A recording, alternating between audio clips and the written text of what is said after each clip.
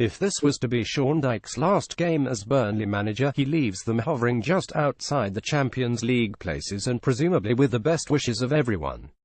This would be an appropriate way to depart too, a meat-and-potatoes 10 win against Southampton of the sort that most, fairly or not, would associate with Dyche's style.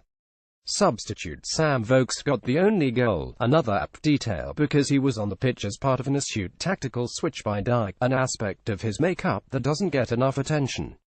Everton have plenty of problems, but a shrewd football mind who can steer them through the next few months will solve a couple of them. This was otherwise not a game for the ages. The first half displayed all the requisite huff and puff, but little to persuade anyone what brought alternative entertainment to glance up from the novel iPad or, as one spectator took along to Arsenal's Europa League game this week, Sudoku puzzle. Burnley were doing the stodgy, sensible thing and digging in for the away point, while Southampton tried to have a little more invention but were afflicted with whatever the football equivalent of writer's block is. The first save of note either keeper had to make was in the 34th minute when Sofiane Boufal volleyed towards the near post, but the informed Nick Pope stooped to his right and blocked. A few minutes later Pope tried to bring some entertainment by nearly dribbling straight into Manolo Gabbiadini, but basic competence quickly returned and he sensibly cleared. It wasn't that the game was offensively bad or completely devoid of quality. There were a couple of zippy passing interchanges from both sides, and Boufal danced out of trouble with a roulette at one point, but it was a distance from being good. At halftime there was virtually no reaction, positive or negative, from the crowd. It was as if 30,000 people were just glad to get out of the house.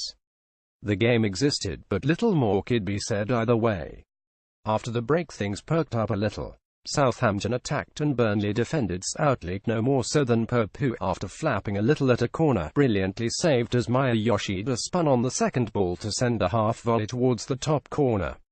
Southampton continued to dominate and, with Burnley in danger of being completely pegged back, Dyche brought on Ashley Barnes and Vokes, switching formation to his trusty old 442. The change had the desired impact, as Burnley emerged from their defensive bunker to threaten the Southampton goal.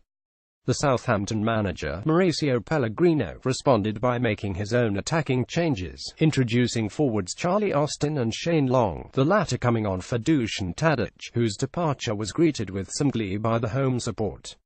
Not that the delight lasted too long, however, as Burnley took the lead with only 9 minutes remaining. The impressive Johan Berg Gudmundsson collected the ball with chalk on his boots near the right touchline, boomed over an in-swinging left-footed cross to Vokes. The high point of the Welshman's career so far is probably his header against Belgium at Euro 2016, and this goal wasn't a million miles away from that. With his body angled away from goal he rose, twisted himself and directed the ball past the grasping Fraser Forster. Dyche reacted by calmly reaching for a bottle of water.